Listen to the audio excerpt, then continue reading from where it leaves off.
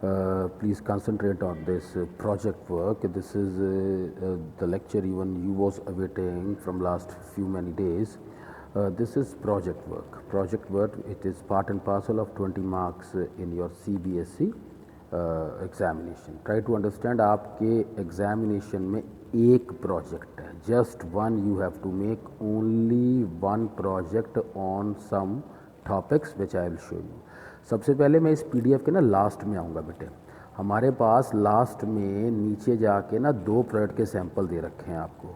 एक सैंपल है जो आपकी बुक की बैक में दे रखा है. आप ये देखिए लास्ट के 5 पेजेस में मैंने 2 सैंपल इंक्लूड करे हैं. कहता है ये एक सैंपल है, this is one of the sample given in your book at last many few pages. This is chapter number 2 of that, this is chapter number 1 of that. और मुझे आपको ना हेडर पेज पर लेके जाना है. This is header page, around 410 page के आसपास आपकी बुक में है. ट्राई टू अंडरस्टैंड ये प्रोजेक्ट का टाइटल क्या होता है वो मैं बात नहीं कर रहा हूँ, टाइटल कहाँ लिखना है. ये अ study of principles of management है, ये टाइटल है. This is first page of your project. ये प्रोजेक्ट रिपोर्ट ऐसे लिखना है, यहाँ पर सबमिटेड बाय योर नेम और ये रोल नंबर की सीबीएसई की जगह खाली छोड़ देना. अंडर द गाइडेंस ऑफ ये आपके कंसर्न टीचर का नाम आएगा. सपोज इट इज़ मी, तो ये मेरा नाम आएगा. उसके बाद page number 2 of the project certificate है. सर्टिफिकेट क्या होता है बेटे, आप इसके ऊपर इसी प्रोजेक्ट जो आप प्रोजेक्ट बनाएंगे, जो आपका टाइटल होगा यहाँ उसी टाइटल को लिखेंगे और मैं इसको अप्रूव करूँगा. यहाँ पर मेरे साइन होंगे. इसके बाद एक्नॉलेज ये कंटेंट्स है. Contents is your index. Index जो ये इंडेक्स को कॉपी नहीं करना है. Do not copy this index. No no. आपका जो प्रोजेक्ट है उसके अगेंस्ट जो भी अंदर के सब टॉपिक्स या हेडिंग्स या सब हेडिंग्स होंगी, आप उसका इंडेक्स बनाएंगे, उसको आप कंटेंट बोलते हैं. और ये जो चौथा पेज है, चौथा पेज आपका बेसिकली क्या होता है, it is acknowledgement. Acknowledgement given by student. यहाँ स्टूडेंट के साइन होंगे, आपके साइन होंगे. You will thanks XYZ, various teachers, various helping concern, those who have helped you in this. Now ये तो था प्रोजेक्ट के पहले 4 पन्ने जो स्टार्ट कैसे करने हैं. उसकी बॉडी क्या है ये मैं आपको बताऊंगा. स्टार्टिंग में आइए इस पीडीएफ के स्टार्टिंग में यहाँ पर आपको बताया जा रहा है कि आपके सिलेबस में एक ही प्रोजेक्ट है. उसके बाद वो कौन कौन सा प्रोजेक्ट हो सकता है. एक तो एलिमेंट्स ऑफ बिजनेस एनवायरनमेंट का प्रोजेक्ट हो सकता है. कहता है G elements of business environment में the changes in transportations of fruits and vegetable, milk being supplied in glass bottles, plastic furniture. ये कुछ एक सब टॉपिक्स हैं जो आप बिजनेस एनवायरनमेंट के अगेंस्ट चूज़ कर सकते हैं. Reason behind changes in the following. कहता Coca Cola and Fanta in the 70s to Thums Up and Campa Cola. ये वक्त के साथ बदलाव, मुद्दा है वक्त के साथ बदलाव.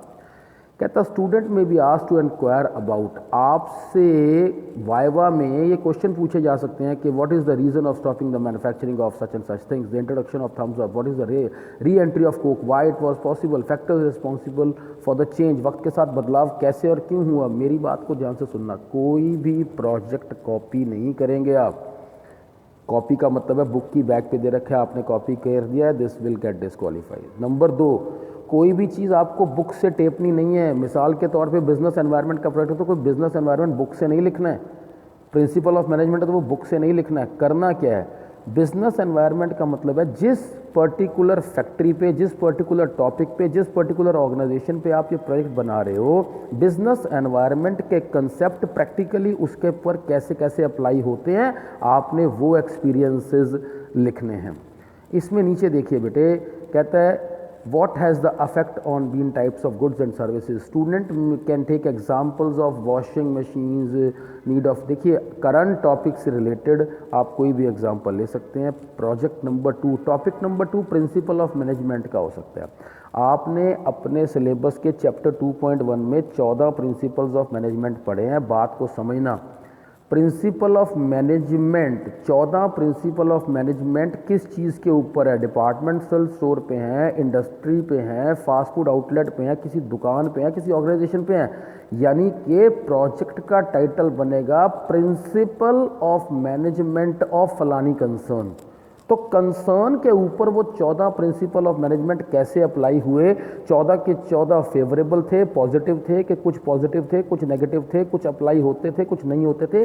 ये एक्सपीरियंस लिखने हैं, ना कि प्रिंसिपल ऑफ मैनेजमेंट को कहीं कॉपी कर दो आप उठा के. नो, ये वो 14 प्रिंसिपल्स ऑफ मैनेजमेंट आपको दे रखे हैं। इसके अगेंस्ट आपका ये कुछ साइंटिफिक टेक्निक्स ऑफ मैनेजमेंट है, यानी कि ये टेक्निक्स अप्लाई होती हैं कि नहीं होती हैं, किस कंसर्न पे, इसका प्रैक्टिकल एग्जांपल है। फॉर एग्जांपल अभी आप प्रोडक्ट नंबर 3 देखिएगा, स्टॉक एक्सचेंज है।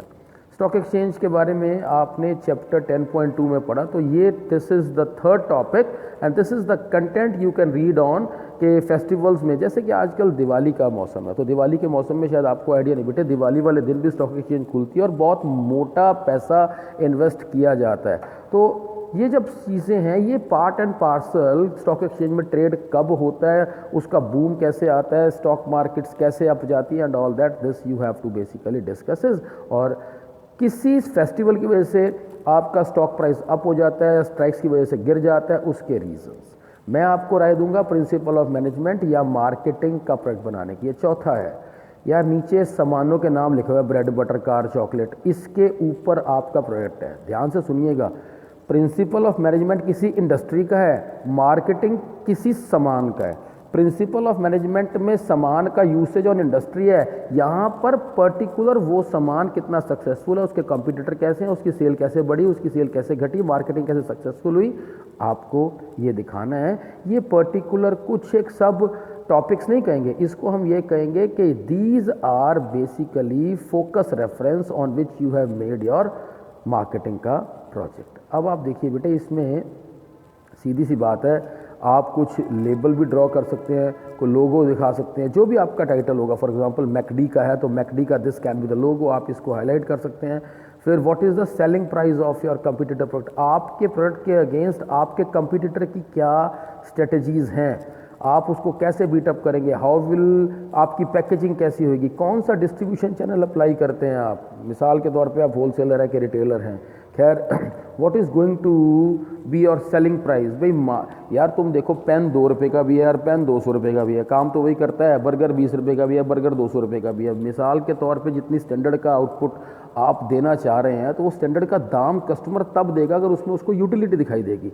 तो कहता है सेलिंग प्राइस फिक्स किया जाता है एरिया के हिसाब से। खैर इन एनी और केस नॉर्मल एफएमसी गुड्स में ऐसा नहीं होता, सर्फ का प्राइस ऐसा नहीं है कि भी अच्छे एरिया में अच्छा हो जाएगा और माड़े एरिया में माड़ा हो जाएगा। पर नॉन एफएमसी गुड्स जितने भी आपके खुद के बनाए हुए गुड्स होते हैं, ये हो जाता है। जो एरिया बहुत यहाँ पर कैपिटल इनकम ज़्यादा होती है वहाँ उसको महंगा बेचा जा सकता है, जहाँ कम होती है वहाँ कम बेचा जा सकता है। खैर इन एनी और केस कहता है लिस्ट आप अपने प्रोडक्ट को कैसे प्रमोट करेंगे, any schemes for the wholesaler, क्या क्या स्कीम लॉन्च करेंगे। Very very important is your USP. USP कहते हैं यूनिक सेलिंग पॉलिसी। कौन सी ऐसी चीज़ की वजह से कस्टमर आपकी तरफ इतना ज़्यादा इंक्लाइंड है, आकर्षित है। मिसाल के तौर पे सीधी सी बात है, किसी दवाई का यूएसपी, यार आप ये देखो कि आप 25 जगह से फास्ट फूड खाते हो, पर एक जगह का फास्ट फूड आपको किसी वजह से क्या अच्छा लगता है, उसके अंदर कौन सा वो यूनिक पॉइंट ऐसा है जो आपको बार बार उस प्रोडक्ट की तरफ बेसिकली अट्रैक्ट करता है। ये आपने दिखाना है कि भाई मेरी बनाई हुई चॉकलेट की यूनिक सेलिंग पॉलिसी ये है कि मैं अपनी चॉकलेट का दाम घटाऊंगा ही नहीं। बताओ, ये यूनिक सेलिंग प्रोपोजिशन है कि भाई मैं तो इसको, मतलब क्वालिटी की चॉकलेट है, I will sell at higher price और मैं बेसिकली बड़े कस्टमर्स को टारगेट करूंगा। ये मेरी पॉलिसी है। सक्सेसफुल होगी कि नहीं होगी मैं नहीं जानता। आपकी यूनिक सेलिंग पॉलिसी ये है कि मैं तो सिर्फ कैश ही बेचूंगा, या यूनिक सेलिंग पॉलिसी ये है कि भाई इस चॉकलेट को खाने से आपकी फलानी चीज़ हजम हो जाएगी, इसमें आदमी की दवाई है। कुछ भी आपने इसको एडवर्टाइज करके बोला, क्या एक ऐसा इम्पॉर्टेंट पॉइंट ऐसा है आपके सामान में जिसकी वजह से कस्टमर आपकी तरफ अट्रैक्ट हो रहा है। सीधी सी बात है, ये कुछ एक चीज़ें हैं, ये आपने मार्केटिंग में पढ़ा है, product place price and promotion related to your product which you have chosen for your basically project. Try to understand बेटे। नीचे आइए, इसके अंदर ये मार्क्स बताया जा रहे हैं कि आपका 20 मार्क्स का प्रोजेक्ट है और इसके अंदर ये कैसे कैसे सेट होता है। कहता आपका पार्टिसिपेशन या आपकी प्रेजेंटेशन कैसी है, कंटेंट कैसा है, एनालिसिस कैसे हैं, ये तो सारे के सारे मिला के आपके दिस मैनी मार्क्स हैं। 2 to 4, 4 8 और 4 12, 8 नंबर का आपका वाइवा होगा based on entire business studies syllabus plus project file. आपकी फाइल चेक होगी। फाइल के बेस पे आपको कोई क्वेश्चन पूछ सकते हैं, कोई जनरल क्वेश्चन आपसे पूरे बिजनेस स्टडीज़ का पूछ सकते हैं। ये वाइवा आपको एक्सटर्नल एग्जामिनर को देना है, विच कंटेन्स बेसिकली 8 मार्क्स। तो ये सिंगल प्रोजेक्ट आपके 20 मार्क्स का होता है। अब दोबारा से मैं उसी पेज पर आ रहा हूँ। कहता है आपने टाइटल लिखना है फर्स्ट पेज पे। टाइटल आपने चूज कर लिया XYZ कोई भी, मान लो प्रिंसिपल ऑफ मैनेजमेंट है, a study of the principles of management with special reference to फलानी कंसर्न। यहाँ पे कोई भी कंपनी, कोई भी दुकान, कोई भी इंडस्ट्री का नाम आएगा, ठीक है जी, और प्लेस दिल्ली है या करनाल है, what ever. Rest of the page it is clear in front of you, that is certificate, that is content, that is. अब आपने प्रिंसिपल ऑफ मैनेजमेंट के अगेंस्ट आपका स्टडी प्लान क्या है, कि आप क्या ऑब्जेक्टिव लेके फलानी इंडस्ट्री में रिसर्च कर रहे हैं, कौन सी इंडस्ट्री आपने सेलेक्ट करी है, आपने किस पीरियड में, सीजनल या नॉन सीजनल पीरियड में, आपने क्या लिमिटेशंस हैं आपकी स्टडी की, ये बताते हैं नीचे। आइए देखिए, ये पूरे के पूरे टॉपिक्स यहाँ लिखे हैं, इसको टेपना नहीं है, इसको लिखना नहीं है, इसको कॉपी पेस्ट नहीं करना। ऑब्जेक्टिव क्या होता है यहाँ ये बताया जा रहा है, आपके प्रोजेक्ट का क्या ऑब्जेक्टिव होता है वो आप खुद लिखेंगे। देखिए इसके नीचे बेटे, इसके अगेंस्ट आपके पास ना नेट पे 50 एग्जाम्पल्स भी मिल जाएंगे, you can refer from that examples, but ऐसा नहीं है कि आप कोई टेपा मार दो। दूसरी बात, मैंने पहले आपको बताया है कि कम से कम 40 से 50 पेज आपको बनाने हैं। कैसे? 40 से 50 लाइट कलर की जो रूल्ड शीट्स या प्लेन शीट्स आप मार्केट से ले लेना, उसके ऊपर इसको लिखना शुरू करना। प्रोजेक्ट की डेकोरेशन बहुत ज़रूरी है। अंदर का मैटर तो आप जो लिखेंगे इसके बाद मैं आपको बता रहा हूँ, इसका मेकअप करना है। इसको आप बेसिकली जिस मर्जी आर्ट एंड क्राफ्ट की टेक्निक से ईच एंड एवरी पेज को सजाएंगे, पूरा ही बॉडी इसकी लिखेंगे। जब ये पेज टॉप से बॉटम तक फिलअप हो जाएंगे, इसमें आप कोई ब्राउशर लगाते हैं या कोई इसमें कोई रेट लिस्ट लगाते हैं या कोई पिक्चर्स लगाते हैं, कुछ भी आप इसके अंदर पेस्ट कर सकते हैं रिलेटेड टू योर टॉपिक। और उसके बाद आप मुझसे ये चेक करवाएंगे, साइन करवाएंगे। साइन करवाने के बाद आप इसकी 40 पेजों की स्पाइरल बाइंडिंग करवाएंगे। आपने जो ऑर्गेनाइजेशन चूज़ करी है, जो दुकान फैक्ट्री चूज़ करी है, ये उसकी डिटेल है। Subject matter of the study क्या है कि भाई बात को समझो, आपके पास कुछ ये प्रिंसिपल्स ऑफ मैनेजमेंट्स हैं, इन 14 प्रिंसिपल ऑफ मैनेजमेंट को लेके आप इनके ऊपर कोई रिसर्च करने के लिए जा रहे हैं। रिसर्च करने के लिए क्या करते हैं, क्वेश्चनर और पर्सनल ऑब्जर्वेशन का मतलब यह है कि 14 टॉपिक्स, 14 प्रिंसिपल्स ऑफ मैनेजमेंट को लेके आपने एक फैक्ट्री में घुस गए, मैकडी में चले गए, आपने एक पेपर के ऊपर, क्वेश्चनर की बात कर रहा हूँ, 5-7 क्वेश्चन लिखे related to 5-7 principles of management. वो क्वेश्चनर उनको बांट दिया, आपने कोई बातचीत नहीं करी, आपने उनको ये कहा है क्वेश्चन लिखा हुआ येस और नो में आंसर दे दो। भाई क्या आपके यहाँ डिवीजन ऑफ वर्क जो है वो आपकी पसंद के हिसाब से आपको दिया हुआ है, येस को येस नोट कर लो। आपने 100 बंदों को क्वेश्चनर बांट दिया, 80 ने येस दिया, 20 ने नो दिया, यानी कि पॉजिटिव फेवरेबल रिस्पॉन्स था डिवीजन ऑफ वर्क के प्रिंसिपल का। ये अप्लाई यहाँ पे होता है। आपने दूसरा प्रिंसिपल कोई भी अप्लाई यहाँ पे किसी की बात, रेमुनरेशन की बात कर ली, रेमुनरेशन के अगेंस्ट उससे क्वेश्चन पूछा क्या रेमुनरेशन वैलिड है, 90 ने नो का जवाब दिया, 10 ने यस का जवाब दिया, यानी कि रेमुनरेशन नाम का प्रिंसिपल इस फैक्ट्री में वैलिड नहीं है। बेस्ड ऑन द क्वेश्चन, बातचीत आपने किससे नहीं करी, उस क्वेश्चनर के रिस्पॉन्स के यस नो की काउंटिंग के बेस पे आपने वैलिड नॉट वैलिड काउंट कर लिया। पर्सनल ऑब्जर्वेशन मतलब कुछ प्रिंसिपल्स ऑफ मैनेजमेंट के रिलेटेड तो आपने क्वेश्चन पूछा और पर्सनली भी कुछ ऑब्जर्व किया। पर्सनल ऑब्जर्व जाके आपने ये देखा कि यहाँ पर स्केलर चेन एप्लीकेबल है कि नहीं है, या अथॉरिटी रिस्पॉन्सिबिलिटी एप्लीकेबल है कि नहीं है। ये वो टूल्स हैं जो आप अप्लाई करेंगे 14 प्रिंसिपल्स ऑफ मैनेजमेंट को स्टडी ऑन करने के लिए, उसको स्टडी करने के लिए। अब आप ये देखिए, आप नीचे आइए, यहाँ पर ये चैप्टर नंबर 2 है, इन्वेस्टिगेशन बेस्ड ऑन क्वेश्चनर। भाई क्वेश्चनर क्या होता है, आपने ये कुछ क्वेश्चंस आपने सेलेक्ट कर लिए बेस्ड ऑन सम प्रिंसिपल। ये 9 प्रिंसिपल्स ऑफ मैनेजमेंट के अगेंस्ट आपने 9 क्वेश्चन बनाए। मैं पहला क्वेश्चन कराता हूँ, अथॉरिटी एंड रिस्पॉन्सिबिलिटी। मीनिंग इसका ये है, एक्सप्लेनेशन इसका ये है। क्वेश्चन क्या है, do you have authority connected with your work. ये क्वेश्चन आपने लिख के बांट दिया, 56 ने यस का जवाब दिया, 12 ने नो का जवाब दिया, 12 ने कोई रिस्पॉन्स नहीं दिया, टोटल रिस्पोंडेंट 80 थे, यानी कि जो मैक्सिमम लोग थे वो यस का रिस्पॉन्स देते हैं। मैं ये कहूँगा authority and responsibility is applicable in this concern, this is positive. इस तरह से आप ये यूनिटी ऑफ कमांड है। क्वेश्चन है do you get orders from more than one boss? अगर तो सारे कहते हैं यस हमें मतलब ऑर्डर नहीं मिलता, एक ही बॉस से मिलता है। नो कहते हैं कि हमको बेसिकली 63 का रिस्पॉन्स आपका नो है। Do you get order from more than one boss? अगर सारे कह रहे हैं कि एक ही बॉस से मिलता है, मैक्सिमम से नहीं मिलता, तो yes this can be the positive impact. This case आप इनको लेकर चलते हैं।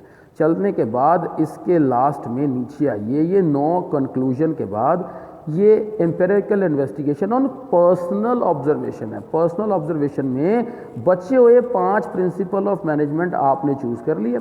आपने डिवीजन ऑफ वर्क को वहाँ पर जाके ऑब्जर्व किया। ये आपकी ऑब्जर्वेशन है, टेपना नहीं है। डिसिप्लिन, कौन कितना रूल्स एंड रेगुलेशंस मानता है, ये आपने ऑब्जर्व किया, इसको पढ़िए। इसके बाद 5 प्रिंसिपल्स ऑफ मैनेजमेंट को आपने ऑब्जर्व किया। समरी एंड कंक्लूडिंग रिमार्क्स क्या हैं? भाई ये 9 प्रिंसिपल्स ऑफ मैनेजमेंट हैं जिसके अगेंस्ट ये प्रिंसिपल्स ऑफ मैनेजमेंट तो एप्लीकेबल थे और ये एप्लीकेबल नहीं थे। This is based on question. और इसके बाद ये वो 5 प्रिंसिपल्स ऑफ मैनेजमेंट हैं जिसके बेसिस पे आपने फेवरेबल और अनफेवरेबल, कुल मिला के क्या हुआ, कुल मिला के वो ये कहता है कि जी 9 प्रिंसिपल्स ऑफ मैनेजमेंट में इतनों का रिस्पॉन्स था, इतनों का नो था, जिसकी वजह से मैंने पॉजिटिव एंड नेगेटिव। ये बिब्लियोग्राफी क्या होती है?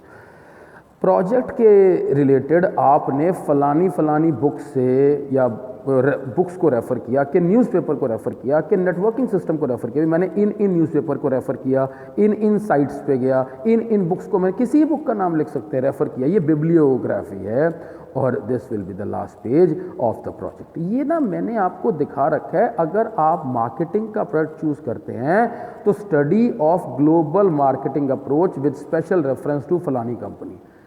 अब आप ये देखिए, कहता ग्लोबल मार्केटिंग अप्रोच विद, अगर आप मार्केटिंग का प्रोडक्ट चूज करते हैं तो ये उसका एक सैंपल दे रखा है। ये सारा सैंपल आपकी बुक की बैक पे है। ये टाइटल की जगह है, ग्लोबल मार्केटिंग अप्रोच। आप कुछ भी कह सकते हैं इसमें कि भाई pricing strategy, transportation, warehousing, competitors response, competition, उसके बाद यूनिक सेलिंग प्रपोजिशन आपके प्रोडक्ट की क्या है। टाइटल के बेसिस पे आप ये भी ले सकते हैं कि रिगार्डिंग आपका प्रोडक्ट रिलेटेड स्ट्रेटजीज। प्रोडक्ट का मतलब है branding, packaging, labelling based on your product, pricing strategies of your, promotion strategies of your product. आप कोई भी टॉपिक इसमें लेके मार्केटिंग का भी प्रोडक्ट बना सकते हैं। मैं आपको फिर से ब्रीफ करूंगा, 40 से 45 लाइट कलर के पेजेस आप लेंगे मार्केट से, उनके अंदर इस बॉडी को तैयार करेंगे जैसे मैंने आपको इसमें गाइड किया है। बॉडी को तैयार करने के बाद आप मुझसे इसको चेक कराएंगे, मेरे सिग्नेचर्स के बाद आप इसकी स्पाइरल बाइंडिंग कराएंगे। और ये जो रोल नंबर की जगह है, जब भी रोल नंबर आपका CBSE का आएगा या CBSE का रोल नंबर लिखेंगे। सो boys, get ready with the content. Goodbye. God bless.